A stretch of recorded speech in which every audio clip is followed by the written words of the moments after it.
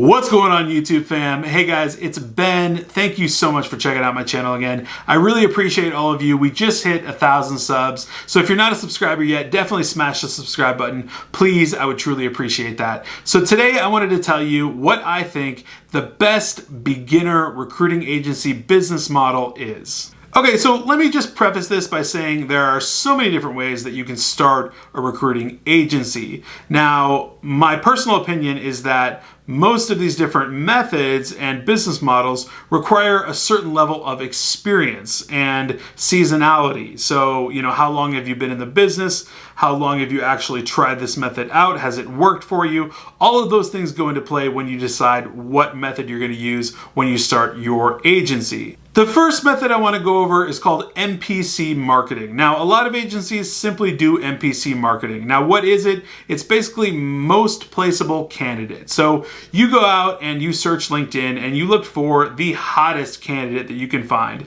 I mean, somebody who's just got it all. Their resume is on par. They look amazing. And you take that profile, you take that LinkedIn or resume, and you market that to clients that you think want to take you up on your offer. And the goal here is to basically get a contract signed, send that candidate over, get them hired, and then eventually hire more people to the same client that you just marketed that candidate to.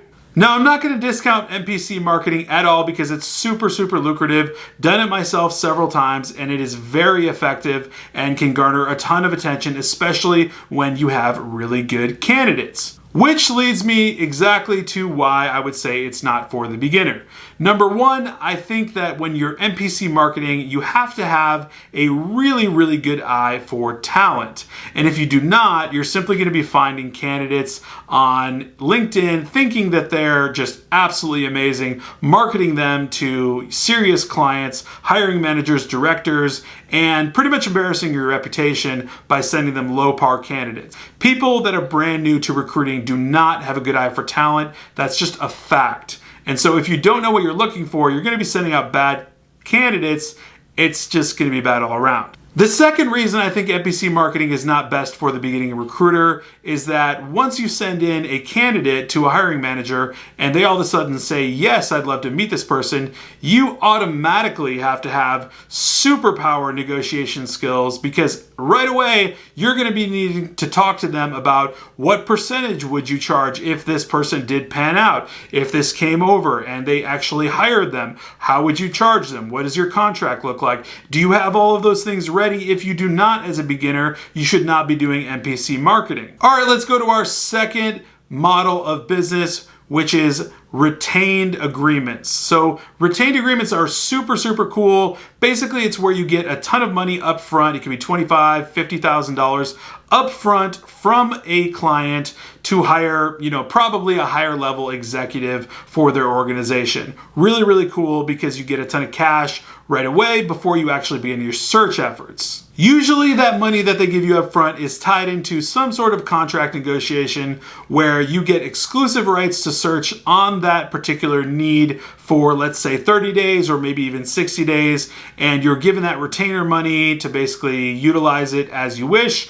But if you do not find that candidate within that time frame, you do owe that money back to the client, and sometimes those terms can be negotiated in different formats. But bottom line, retained search agreements are for seasoned professionals that know their stuff inside and out, and it's not for the beginning recruiter. The reason I say that is, first and foremost, you have to have a really good negotiation skills and tactics and techniques to be able to get to someone to actually make them agree to give you a retained agreement. It's actually not that easy to obtain. A lot of people pitch it, but not so many people get it all the time. Now, there's people that are really good at getting retained agreements, but it's not every average Joe.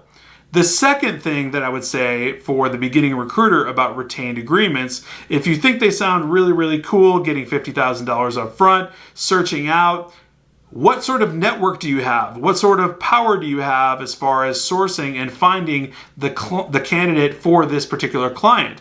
Do you have a network of executives? Do you have a network of high level, high net worth, people that they want to hire for this retained agreement? As a beginning recruiter, you probably do not. The third business model in recruiting is contract staffing. No, I know we've talked about contract staffing a ton in different videos, but just to make it really, really simple, basically what you do is you find a handful of employees, you hire them under your own company as W-2s, you pay them, and then you basically farm them out or contract them out to your client, and you put a markup on every hour that they work. So you pay them maybe $15 and you bill the company $25, collect $10 in between, and then take all the taxes out, in their margin. Now, I've said it so many times, but I'll say it again. I do not recommend contract staffing and most of the methods that I've mentioned previously for at least until you're 6 months to a year into recruiting. And particularly for contract staffing, it's because there are so many pitfalls that can go wrong, it's not even funny. And I've gone through them myself, and that's why I feel really, really credible about talking about it. Number one, you have to be able to do really, really good math and understand exactly what you need to be billing so that you can actually make a profit. If you make one tiny mistake, you could actually be losing by contracting people because of the way state taxes work, employment taxes work, payroll taxes work, FICA, FUTA, Google all of that stuff, and you'll get confused pretty quick. The second reason I would say contract staffing is not awesome for the beginning recruiter is unless you're ready and willing to replace candidates basically on a weekly basis, then you're probably not going to be interested in it. Contract staffers usually want to work for short periods of time, and they're usually contracted out anywhere from 3 months to 6 months, but regularly they do leave the job 2 weeks in, 3 weeks in, or a month in, and you have to replace them. And that's a real pain when you're a beginner because usually, once again, you don't have a large network of candidates and you just don't have that capability to tap in and say, hey, do you want to tap in for Joe? He just left. It's not that easy, and so I don't recommend contract staffing to everybody.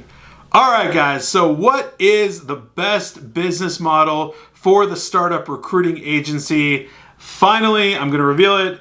Contingent staffing. Okay, so why do I think contingent staffing is the best way to go for the beginning recruiter? So contingent staffing basically means that you do not get paid until you place a candidate. Now, there's so many reasons that this is awesome for the beginning recruiter, and I could list a ton, but I'll only list a few. One, there's basically zero risk.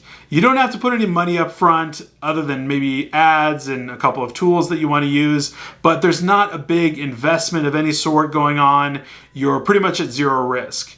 Also, you can walk away from the deal at any point that you want. The other reason that I think contingent staffing is really, really cool is because of the lessons that you can learn from contingent staffing. So let's say you started your agency and you worked contingent staffing for 6 months. There's going to be a ton you are going to learn throughout that period of time. I'm talking about how to deal with clients, how to get clients, how to deal with candidates, how to interview candidates, how to write up contracts, how to deal with background checks. There's so many things that can happen during your work as a contingent recruiter that can help you later on when you end up doing NPC, retainer, contract staffing, and all of that. So I would highly suggest anybody watching this video to smash the like button, number one, subscribe if you're not subscribed already, and definitely start off as a beginner doing contingent recruiting. I will catch you guys tomorrow on Thursday. I hope you're having an awesome Wednesday. Take care.